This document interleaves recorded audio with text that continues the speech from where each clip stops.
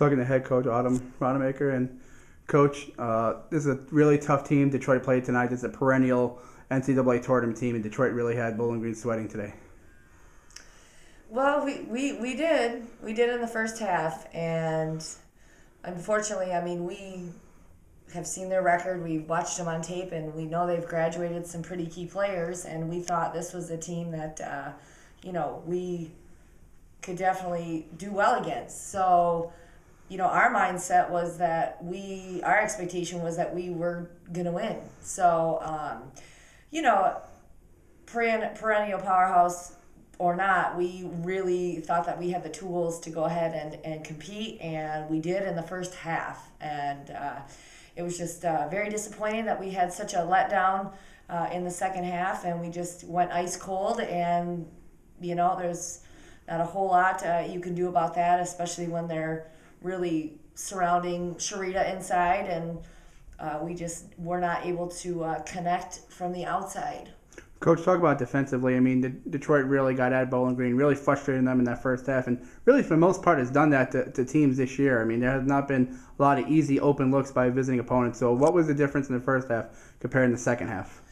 You know what? I'm really not sure. It was the same philosophy that we had in the first half, and they just made shots that they didn't make in the first half. So at that point, we were in some man and some zone, and we got hung up on a couple ball screens, which they were able to turn the corner and draw some fouls, which we knew that was part of their strength. And obviously 21 Stefan caught a little fire, a lot of fire, I guess, and our awareness of her was not where it needed to be. So we definitely needed to spend some more time on her, more attention, but we just let our guard down a little too much, obviously. Coach, this is a question. I mean, this is really a question that's going to be asked of you all year long. I mean, is there anything that Sharita has done that surprised you? I mean, she just had a monster game today, 18 rebounds, I believe she ended with statistically at the end there. I mean, is there anything she's done to surprise you?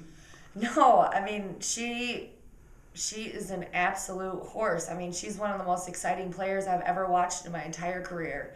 And I feel like I need to put her in a better position where she can even get more offensive opportunities. But, I mean, we have to have other people that step up and help her when she is garnering all that attention inside. But she goes through people. I mean, she goes through people. She jumps up. She gets monster rebounds, and she's got such a nice touch around the basket.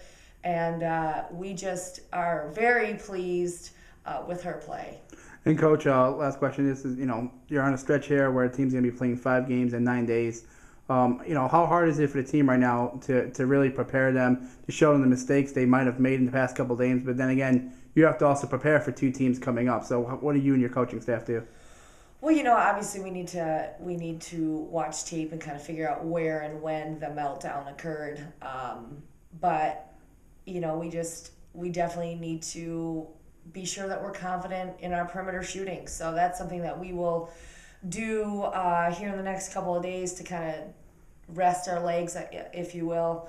But we definitely need to figure out what is best for us and what we need to do on the offensive end so that we can complement Sharita's inside game at this point. So a lot of tape watching, a lot of shooting, a lot of probably walkthroughs so that we are, and obviously getting some more people involved, like Bree Wilcox, getting her more involved in the rotation will help as well.